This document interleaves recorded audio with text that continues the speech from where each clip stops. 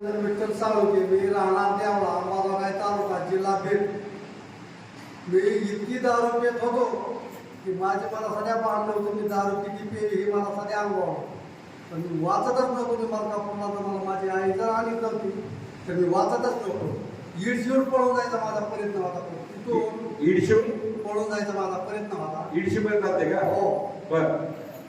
तिथून पुन्हा आईनं भान भेटायला मग 500 रुपयाचा ऑटो करून मला इथं आणलं. बर. मी इथं आले सध्या काही भांडत नव्हतो.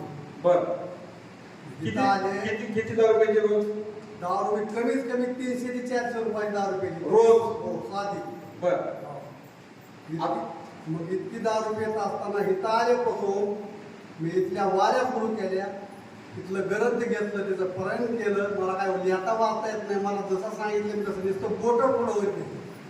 बर. रोज एक 15-20 माईक जवळ घे. 15 ते 20 मिनिटं पर्यंत करीत. बर.